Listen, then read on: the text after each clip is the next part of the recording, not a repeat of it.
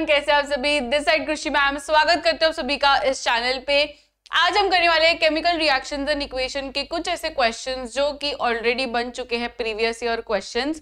तो let us have a look कि क्या क्या प्रीवियस ईयर क्वेश्चंस में कैसे क्वेश्चंस आते हैं और कौन से टॉपिक्स इंपॉर्टेंट है, जिससे आपको आइडिया मिल जाएगा कि ये टॉपिक करना है और दूसरे सारे टॉपिक्स मीडियम लेवल पे करना है। ठीक है, तो जल्दी से वीडियो को पहले तो 1.5x पे लगा दीजिए and let us begin with the first question.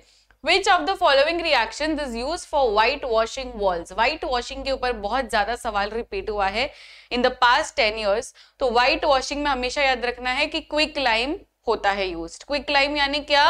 Calcium oxide. ठीक है, तो CaO calcium oxide. Calcium oxide में पानी डालेंगे तो कैल्शियम हाइड्रोक्साइड मिलता है विच इज स्लेग्ड लाइम। तो क्विक लाइम कौन है? CaO calcium oxide, calcium hydroxide उसी का भाई स्लेग्ड लाइम है। तो ये याद रखना है और ये व्हाइट वॉशिंग में यूज होता है। What causes the sour taste in food items left open for a long time? अगर आप कोई भी चीज को ज्यादा टाइम तक बाहर रखते हो तो वो खट्टी हो जाती है।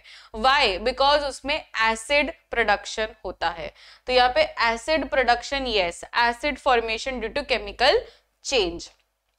Which product is formed when iron reacts with steam? अब आयन का रिएक्शन विद स्टीम, वैसे तो ये मेटल्स एंड नॉन मेटल्स वाले चैप्टर में बहुत ही अच्छी तरीके से डिटेल में बताया गया है, पर आपको थोड़ा सा ये वाले चैप्टर में भी है।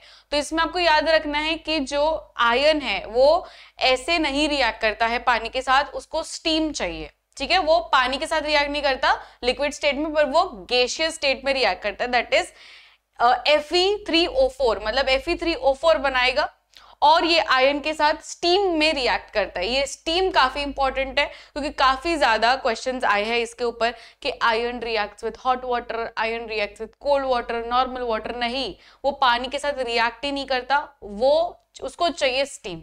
ठीक है, उसको चाहिए स्टीम, और स्टीम के साथ रिएक्ट करने के बाद Fe3O4 बनाता है। ये प्रोडक्ट याद रखना है। विच of the following reactions is endothermic? Endothermic यानी क्या? जहां पे एनर्जी को एब्जॉर्ब किया गया हो। ठीक है, एंड मैंने आपको एक चीज लिखवाई थी नोट्स में कि all decomposition reactions are endothermic in nature. And यहाँ पे हम लोग ऑप्शंस में देख सकते हैं कि थर्मल डिकम्पोजिशन ऑलरेडी गिवन है। तो thermal decomposition is a type of decomposition, तो ऑब्वियसली ये क्या होगा? एंडोथर्मिक होगा फॉर श्योर। तो इसका आंसर है option C. Which of the following does not occur in a chemical reaction? मतलब कौन सा केमिकल चेंज नहीं है, बेसिकली आपको ये पूछा है। फॉर्मेशन ऑफ न्यू सब्सटेंसेस होता है केमिकल रिएक्शन में, टेम्परेचर चेंज होता है, फिजिकल स्टेट का चेंज होता है, राइट, पर टोटल मास चेंज नहीं होता है। इसलिए तो हम लोग बैलेंसिंग करते हैं। अगर ये होता तो हम लोग बैलेंसिंग करते क्या? नहीं, क्योंकि law of conservation of mass यही कहता है कि मास दोनों का left hand side and right hand side same होना चाहिए, इसलिए हम लोग बैलेंसिंग करते हैं। तो टोटल मास चेंज नहीं होता है, इसलिए इसका आंसर होगा ऑप्शन डी। तो these were some of the few PYQs। ये चैप्टर के और भी मैं लेकर आऊंगी अगर आप कमेंट सेक्शन में डिमांड करोगे तो। ठीक है, सो हियर इज आई कृषि डागा। ठीक है, साइनिंग ऑफ। मिलते हैं नेक्स्ट वीडियो में। Till then keep smiling, take care, bye everyone.